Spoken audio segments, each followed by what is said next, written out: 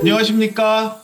대한전식 알레르기학회 공식 채널 강원대병원 알레르기 면역내과 권재우입니다. 여러분, 평소 목에 알약이나 끈적한 가래가 딱 붙어 있는 것 같은 답답함 느껴보신 적 있으신가요? 뱉으려고 해도 나오지도 않고 삼켜도 내려가지 않는 그 기분.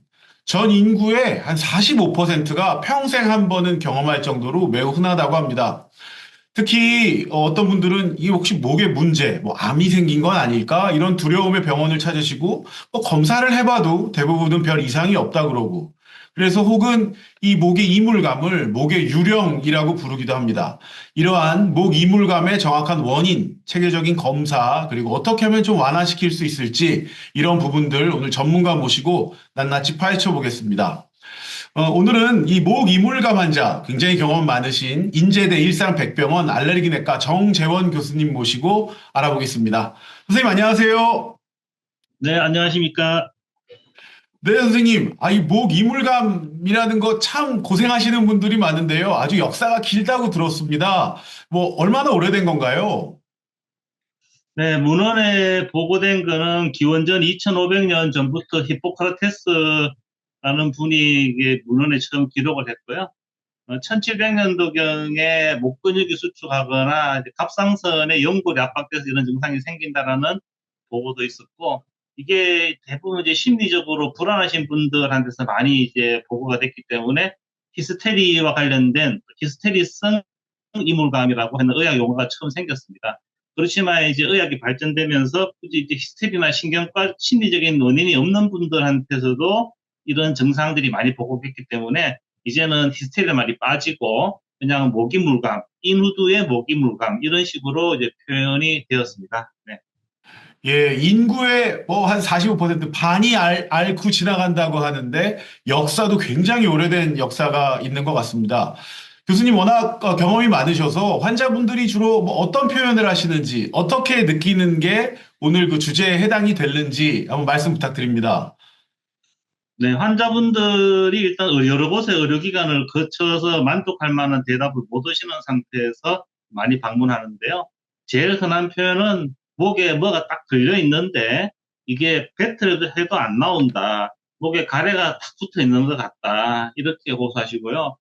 목 안에 있는 구조물에 뭐 찌꺼기가 끼어 있는 것 같은데 불편하다. 계속 컥거리게 된다. 또는 목이 꽉 조이는 느낌이 들거나 답답하거나 또는 압박감이 느껴지기도 한다. 또는 또 한의학에서는 이거를 이제 매핵기라고 해서 매실 씨앗이 목에 딱 걸려 있는 것 같다. 이런 식으로 표현하기도 하기 때문에 여러 가지로 환자분들은 다양한 불편한 증상을 이제 호소하고 있는데 이게 그 통증은 없습니다. 통증은 없고 또 특수하게 식사할 때는 좀 좋아진다든지 음식이나 물을 느낄 때는 느낌이 좋아지고 환자분들은 침을 삼킬 때는 가장 잘 느껴지기 때문에 그게 이제 우리가 다른 증상, 목 통증이랑 이런 거랑 항상 구분해서 환자분한테 물어봐야 되고 잘 듣는 것이 이제 중요하겠습니다.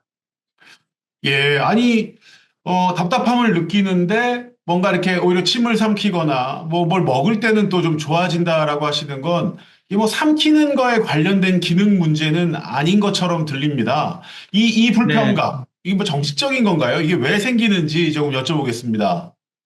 일단 이제 환자분들이 호소하는 증상 중에서 연하곤란이랑 연하통감을 좀 이렇게 구분할 필요가 있는데요. 환자분들이 느낌을 가지는 게 이 모기물감의 가장 큰 특징이고, 실제로 음식이 넘어가는 거에서 문제가 없습니다. 그러니까 기능에는 문제가 없고, 문제 실제로 환자분이 음식이 안 넘어간다든지, 음. 또는 삼킬 때 통증이 있다는 것은 우리가 되게 다른 질환을 의심해야 되는 이제 그런 상황이고요. 제일 흔한 원인은 아무려면 이제 목에 문제가 있는 거기 때문에 위식도 역류라든지 이 위산이 역류돼서 목까지 올라오는 인후부 역류가 가장 이제 흔한 원인이 되고 기저는 위산이 역류돼서 이제 목 점막을 자극하는 게 제일 흔하고요. 또는 위산이 역류되면서 식도 아래쪽에 괄약 근육을 수축시켜서 이물감을 유발하기도 하고 이런 음. 것들이 우리가 평소 위산이 올라온다 그러면 이제 속쓰림을 호소하게 되는데 이런 목이물감의 특징은 속쓰림이 없어도 유발되는 경우가 많기 때문에 설마 위산이겠거니 의심을 안 하는 경우가 많은데 위산 역류의 속쓰림 증상이 없더라도 위산 때문에 목임을 가면 유발될 수 있다라는 게 이제 큰 이제 시사점이 될 것이고요. 그다음에 아무려면 예전에 이제 심리적인 영향과도 이제 관련이 있다라고 잘 알려져 있는데 환자분들이 우리가 이제 막 감정에 복받쳐 울 때 보면 가슴이 먹먹해지고 답답한 증상을 느끼는 것처럼 감정 변화라든지 스트레스 음, 때문에 이런 목 주변 근육이라든지 식도 관련 근육의 이상 수축 때문에 이런 불편한 이상 감각을 호소할 수가 있고 대개 이런 긴장하거나 좀 스트레스를 받으면 이런 증상이 좀 나빠지는 특징이 있습니다. 또 이제 중요한 이제 원인 중에 하나는 이제 코나 목에 다른 질환이 있는 경우가 있는데 갑상선이라든지 편도선에 이상이 있는 경우 또는 비염이나 축농성 때문에 콧물이 뒤로 넘어가는 후비루 때도 이런 증상을 느껴질 수가 있고 또는 스트레스가 많이 심하게 느껴서 교감신경, 부교감신경의 균형이 흐트러지면 감각이 좀 이상적으로 예민해져서 평소에는 못 느끼던 불편감을 느끼는 이런 다양한 원인들이 있을 수가 있겠습니다. 네. 아유, 선생님, 뭐, 너무 한두 가지가 아닌데요. 아마, 뭐, 인후두가 워낙 뭐, 밑에서는 식도와 기관지, 기도가 올라오고, 뭐 코와 또 좀 더 나가서는 뭐, 눈과 귀까지 연결이 되니까, 제 흔하게는 위에서 이렇게 식도를 통해 올라오는 문제, 그다음에 뭐, 심리적인 것만으로도, 그다음에 코, 목 주변의 여러 가지 자잘한 문제들까지, 이렇게 말씀을 주셨습니다. 아마 뭐, 한 가지 원인이 아니라 여러 가지를 같이 가지고 계신 경우도 흔할 거라고 생각이 되는 흔한 질환인 것 같습니다. 선생님, 근데 이제 환자분들은 뭐 별 이상 없고 흔한 거라고 말씀드리면 뭐 안심하기도 하지만 진짜일까? 혹시 이게 큰 병, 뭐 암은 아닐까? 이렇게 걱정하실 때가 많거든요. 정밀 검사가 필요한 건 아닌지 어떤 분은 좀 정밀 검사를 생각해야 될지 여쭤보겠습니다. 네, 대부분의 환자분들은 큰 문제가 없는 양성 질환으로 이제 나중에 나오게 될 약물 치료라든지 행동 치료 등으로 해서 다 호전되는데요. 가끔 가다가 이제 아래 같은 상황을 보이는 경우에는 혹시 다른 질환이나 심각한 질환이 아닌지 조금 더 자세한 검사가 필요하겠습니다. 첫 번째는 이제 음식을 삼키는 것이 실제 힘들거나 그다음에 이제 음식을 삼키면서 통증이 느껴지는 경우에는 검사가 필요할 것이고요. 실제로 목에서 덩어리 같은 데서 만져지거나 갑자기 체중 감소가 심하게 일어나는 경우는 암이라든지 이런 가능성이 있기 때문에 검사가 필요하겠습니다. 그리고 대개는 목소리가 쉬지 않는데 목소리가 갑자기 음. 쉰다든지 이 가래나 분비물 침에 피가 섞여 나오는 경우에는 좀 조심하셔야 되겠고요. 그리고 흡연하시거나 음주가 잦은 분들한테 갑자기 증상이 나타나는 경우에는 그냥 양성으로 치부하지 말고 자세하게 문진하고 정밀 검사가 이제 필요할 수가 있겠습니다. 네, 많은 분들이 호소하시지만 지금 말씀하신 삼키기 힘든 거, 혹은 목소리 변화, 체중 감소나 또 이제 뭐 흡연이나 음주가 잦으신 분들은 조금 더, 예, 생각을 해볼 수 있다 말씀을 주셨습니다. 만일에 이제 선생님 저희가 목 이물감 때문에 병원에 가면 환자분들이 좀 어떤 검사들을 받게 되는지 설명을 부탁드립니다. 네, 대부분 이제 병원을 방문하시는 분들은 이제 여러 곳의 의료기관, 뭐 내과, 가정학과, 이비인후과 등등 의료기관을 여러 군데 이제 거쳐서 다양한 검사를 하고 오시는 경우가 많이 있는데요. 실제로 이제 제가 환자분을 볼 때 하는 가장 첫 단계는 병력 청취입니다. 이게 기간이 얼마 되었는지, 계절을 타는지, 아침, 저녁에 변화가 있는지, 대화 중에 나빠지는지, 식전 식후에 변화가 있는 것인지, 밤에 수면 장애는 없는 것인지, 역류 증상이 있는지, 또는 비염 증상이 있는지 없는지, 또는 다른 약물 드시는 게 있는지 없는지를 여쭤보고, 또는 다른 의료기관에서 치료에 대한 반응까지 꼼꼼하게 물어보는 병력 청취에서 사실은 진단의 첫 단추가 풀려나간다고 이해하시면 되겠습니다. 그 이후에는 이제 모관의 상태를 보게 되는데, 필요한 경우에는 이제 이비인후과 협진을 통해서 후두 내시경을 통해서 목 안쪽 깊은 곳까지 들여다봐서 성대라든지 후두부에 이상이 있는지 또 점막 상태는 어떤지를 관찰하게 되고요. 또 필요한 경우에는 이제 초음파를 통해서 목이나 이런 구조물 주변에서 어떤 이상 소견이라든지 혹 같은 것들이 관찰되는지를 보고 내시경 검사라든지 상도 검사를 통해서 위식도 역류와 관련된 이상이 있는지를 보고 또 필요한 경우에는 역류를 평가하는 다른 다양한 설문들을 종합적으로 해서 이 환자분들이 앞서 제시한 역류가 주요 포인트인지 또는 구조적 이상이 주요 포인트인지 심리적인 게 주요 포인트인지 좀 교통 정리를 해가면서 환자분을 평가하고 다음 단계인 치료 단계로 접어든다고 보시면 되겠습니다. 네네. 말씀을 들어보면 검사는 많고 또 흔한 질환이기 때문에 일단 꼼꼼히 물어서 의심되는 부분을 체크를 하고 혹시 위험한 증상은 없는지 체크를 하고 의심에 따라서 여러 가지 위나 뭐 때로는 목의 검사를 추가로 할 수 있다고 말씀을 주셨습니다. 선생님, 그러면은 이제 이런 문진과 환자와 이야기를 통하고 기본 검사들을 통해서 원인이 이제 의심이 된다. 이러면 이제 치료를 해야겠는데요. 치료는 좀 어떻게 이루어지는지 설명을 부탁드립니다. 일단은 앞서 설명드린 꼼꼼한 진단 과정을 통해서 이제 원인이 어느 정도 밝혀지면 원인에 대한 맞춤형 치료가 제일 중요할 텐데요. 일단 역류가 환자 증상의 주요 원인이라고 판단되면 이제 역류에 대한 치료를 제공하는데 크게 위산 억제제를 처방하는 약물 치료와 위산 분비를 저하거나 역류를 줄이는 생활 맞춤형 치료를 하게 되는데 이때 사용되는 약물은 이제 단기간의 효과를 보기보다는 3개월 이상 좀 장기적인 치료를 요하기 때문에 환자 의사와의 관계를 잘 확립하셔가지고 장기 처방에 대해서 환자분이 잘 따라올 수 있도록 교육과 격려가 반드시 필요하고요. 그 다음에 갑상선이라든지 목 부분에 어떤 구조적인 이상 또는 편도의 이상이라든지 안에 구조물이 이상이 있는 경우에는 수술적 치료가 필요한 경우가 있기 때문에 이때는 이제 외과라든지 이비인후과와 협진을 해가지고 해당 박도로 이제 의뢰해서 수술 치료 제거를 하는 그런 방법도 있습니다. 또 나머지 중요한 포인트가 이제 신경이나 스트레스와 관련된 또 자율신경 이상과 관련된 부분인데 사실 이거는 뚜렷한 약물 치료가 있기보다는 괜찮습니다라고 환자를 안심을 시켜주거나 스트레스를 관리할 수 있는 약간 행동 치료, 심리 치료가 필요한 거고요. 그 다음에 목에 이상이 있다고 느껴서 환자가 하게 되는 이런 이상 행동을 좀 안 하도록 하는 게 중요하기 때문에 그런 부분 관련된 심리 치료, 음성 치료를 하게 되고 생활 속에서 목 근육을 이완하거나 목의 긴장을 떨어뜨리는 여러 가지 간접적인 생활 수칙을 환자한테 교육함으로 해서 목 근육의 긴장을 떨어뜨리는 그런 치료도 같이 병행하게 되어 있습니다. 네, 네.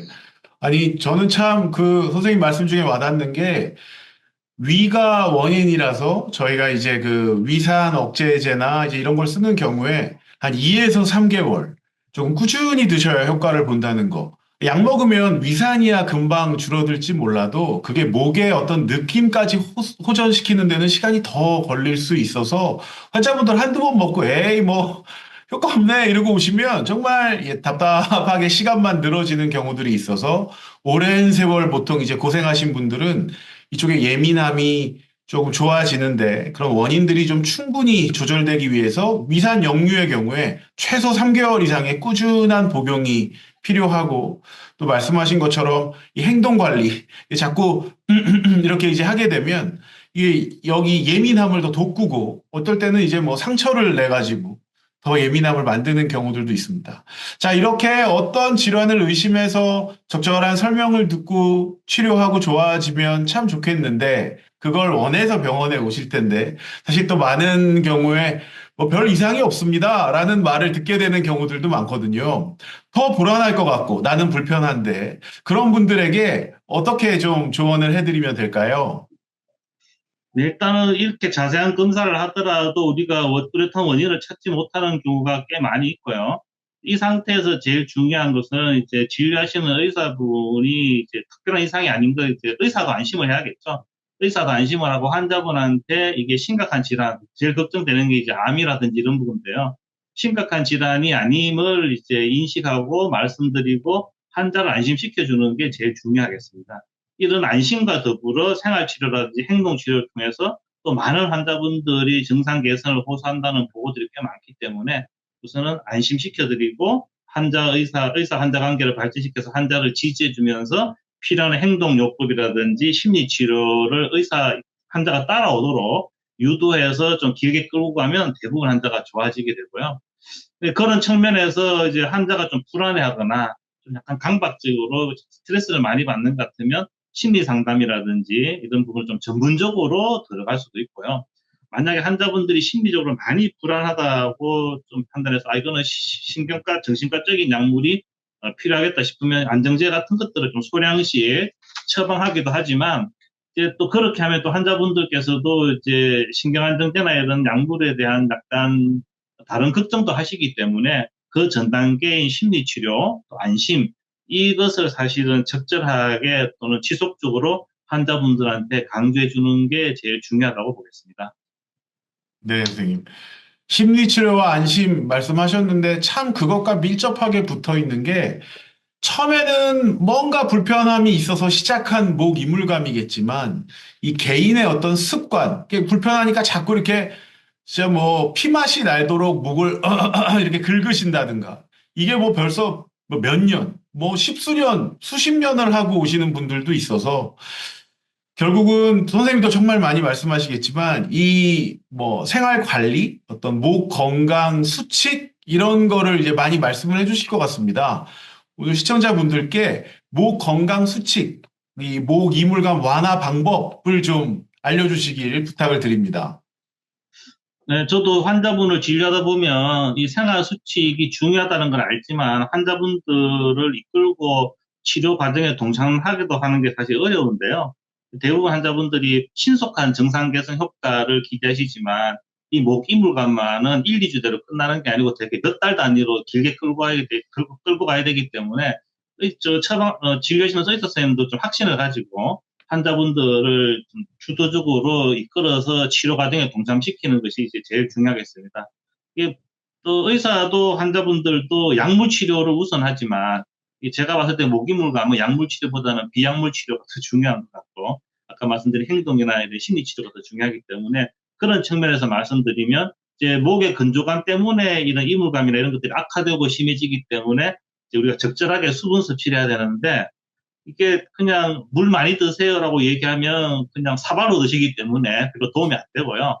소량씩 조금씩 자주 마셔서 그냥 촉촉하게 적신다는 개념으로 수분 섭취하는 게 중요하겠습니다. 그러니까 물을 먹는 방법을 잘 설명해 주셔야 되는데 전체량은 하루 1.5에서 2리터 정도의 수분을 조금씩 나누어서 전체적으로 수분 섭취량을 늘려서 목을 축축하게 해주는 게 좋고 물을 마시는 동작 자체가 목 근육을 이완하기 때문에 여러 가지 증상 개선에 도움이 되고 물을 먹음으로 해서 목 안쪽에 근육에 수분 공급하기 때문에 근조감을 해소하는 데 도움된다 이렇게 되어 있습니다. 그 다음에 이제 제일 중요한 게 하는 헛기침하는 걸 안 하도록 하는 것이 진짜 중요한데 환자분들은 의도적으로 이제 하시게 되고 대화를 환자한테 지시를 하면서 헛기침하시면 안 됩니다. 알겠습니다 하면서 하신단 말씀입니다. 그러니까 대화 중에도 막 무의식적으로 하게 되시거든요. 이거는 의도적으로 헛기침을 하려는 행위를 끊어내야 된다고 이제 사실은 마르고 닳도록 얘기를 하셔야 되고요. 이게 왜 나쁜가 하면 이 하는 행위 자체가 목 안의 근육을 강하게 수축시키고 성대를 강하게 부딪히게 함으로 해가지고 이 점막에 붓는 증상, 불편한 증상을 더 악화시킵니다. 그러니까는 킁킁대시는 거 심하게 하시는 분들은 이게 절대 안 낫는다고 계속 강조를 해주시고 의도적으로 환자나 보호자분이 안 하도록 계속 이렇게 교육하는 게 중요하고요. 이런 느낌이 들 때는 대신 물을 살짝 마신다든지 침을 꿀꺽 삼킨다고 하면 수분이 공급되면서 이런 불편한 감각이 이제 줄어들 수 있기 때문에 제일 중요하고요.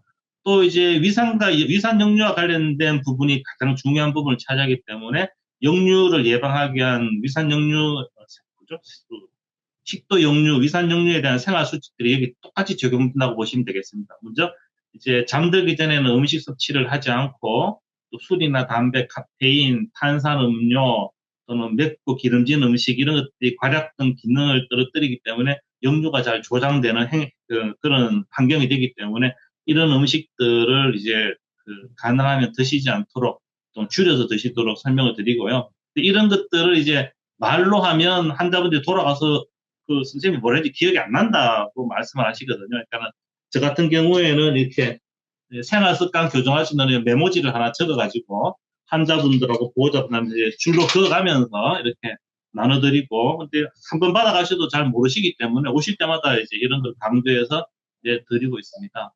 또 하나가 우리가 이제 요즘 컴퓨터를 많이 쓰거나 하면 이제 목 자체 근육이 긴장되거나 거북목처럼 되기 때문에 이런 긴장된 근육 자체가 이런 목이물감 증상을 악화되기 때문에 우리가 바른 자세를 하고 특히 오래 앉아 계시는 이제 직장인들 분들 같은 경우 이제 자세를 스트레칭 해주고 이완해주는 그런 그 휴식이 필요하겠고요.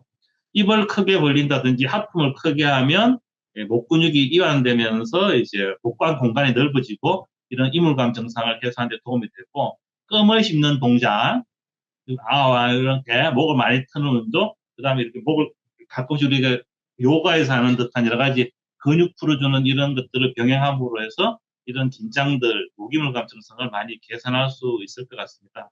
결국은 제일 중요한 거는 안심하고, 그 다음에 생활습관 교정, 그 다음에 필요한 경우 약물, 그 다음에 킁킁대지 않기, 수분 공급, 자세 교정, 근육 이완, 이런 여러 가지 복합적인 것들을 같이 병행하셔야지만 좋은 치료가, 만족한 효과를 거둘 수 있을 거라고 생각합니다.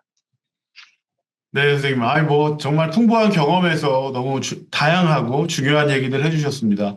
진짜 그, 목, 청소, 뭐, 이렇게, 하고 목을 끓는 게, 뭐, 목 이물감을 낫지 않게 하는 큰 원인인 것 같습니다. 뭐, 처음에 시작이야 뭐였는지 모르지만, 워낙 오랜 세월 지속되는 데는, 그래서 그, 물 먹는 거랑 똑같이 이게 방향을 목은 이렇게 만들어야지 자꾸 이걸 쳐 올리면 이 순방향, 편안한 방향을 잃어버리고 또 이렇게 그렇게 하시면 상처가 나고 딱지가 않고 정말 그러면서 악순환이 계속 반복되기 때문에 침을 삼키고 하루 만에 못 하시죠. 하루에 두 번씩이라도 이렇게 줄여 나가시면 좋아진다고 말씀을 드리고 그리고 진짜 그 뭐 매운 거, 신 거 이렇게 위산을 자극하는 제일 안 좋은 거는 커피하고 담배죠. 그래서 그런 네네. 것들 좀 줄이시고 위 관리 하시도록 저도 선생님이랑 똑같이 종이 하나 놓고 항상 설명드리고 있습니다. 선생님, 하나 더 여쭤볼 건 선생님 알레르기 내과 아시잖아요. 뭐 저도 뭐 알레르기 내과입니다만 요 목 이물감을 왜 알레르기 내과에서 이야기를 하는지 알레르기 내과랑 뭐 어떤 전문성이 있고 무슨 관련이 있는지 한 말씀 부탁드립니다. 알레르기 내과를 보는 직접적인 진료 과목이 있고, 알레르기 질환과 관련된 간접적으로 연관된 질환들이 있는데, 이 모기물감은 사실은 그 중간에 회색 경계에 있다고 보시면 되겠습니다. 직접적인 원인으로는 이제 천식이라든지 기도 질환에 있어서 조절 안 됐을 때 가래 느낌이라든지 모기물감이 있을 수가 있고요. 그다음에 비염과 관련돼서 모기물감이 있을 수도 있겠습니다. 그다음에 알레르기 질환과 관련된서는 이제 위식도 역류와 관련돼 가지고 이렇게 모기물감을 호소할 수 있기 때문에 사실 모기물감을 호소하는 가장 중요한 부분을 우리가 알레르기 내과가 건드리고 있거든요. 그렇기 때문에 우리가 알레르기 내과로 오게 되고 또 두 번째 중요한 요인은 환자분들께서 이미 기존의 다른 의료기관에서 만족할 만한 치료가를 이제 거두지 못한 상태에서 저를 찾아오시는데 그러니까 만족할 만한 치료가를 거두지 못하는 가장 큰 이유는 문진에서 충분한 정보를 얻지 못하고 있는 기존 의료기관에서는 그게 이제 시간이 부족한 부분도 있고 또는 환자분들을 보면서 이 동네를 전체적으로 보는 접근법을 부족했던 부분도 있고 또는 이 질환 자체가 오래 끌고 가고 환자분들 의사 환자 관계가 좀 길게 봐야 되는 이런 노력과 시간이 필요한 부분인데 기존 의료기관에서는 이 노력과 시간에 대해서 공을 들이기 어렵기 때문에 이런 미충족 수요를 찾아서 환자분들이 의사로 쇼핑하면서 오는 종착지가 알레르기 내과라고 생각되고 있습니다. 그래서 실제로 보면 어떤 의미일지 모르겠습니다. 뭐 이 동네 이 근처에서 모기물감이나 이렇게 목에 가래낀 느낌이 이제 해소되지 않은 분들이 소문을 듣거나 이제 방문한 이유는 마지막 종착지가 어떻게 보면 이제 제가 보는 진료과일 수도 있다라는 이런 생각으로 접근하시면 도움이 될 것 같습니다. 예. 아니, 너무 정확한 말씀이신 것 같습니다. 사실 알레르기 내과가 저희가 코, 그다음에 뭐 기관지 또는 뭐 기침, 과민 증후군, 만성 기침 이런 걸 많이 보는데 정말 알레르기 내과가 맨날 하는 일이 이게 어디서 온 거냐? 이제 그럴 때 저희가 코, 그다음에 기관지, 뭐 다시 요 목 이물감도 인후두 과민성 뭐 이렇게 연관이 되고 또 천식이나 여러 가지 답답함과 저희가 구분할 때 워낙 위식도 역류라든가 그 문제를 통합적으로 워낙 버릇을 하기 때문에 목 이물감이 오셨을 때 뭔가 찾아내고 해결하는데 조금 더 노하우와 전문성을 가지고 있는 것 같습니다. 네, 오늘 목 이물감에 대해서 이야기를 들어보았습니다. 목 이물감 흔하지만 매우 고통스럽고 그리고 잘 진료받고 관리하면 무엇보다 생활 습관 관리 등을 하면 많이 좋아질 수 있는 증상 같습니다. 오늘 풍부한 경험으로 좋은 말씀해 주신 인제대 일산백병원 알레르기내과 정재영 교수님 감사합니다. 감사합니다. 감사합니다.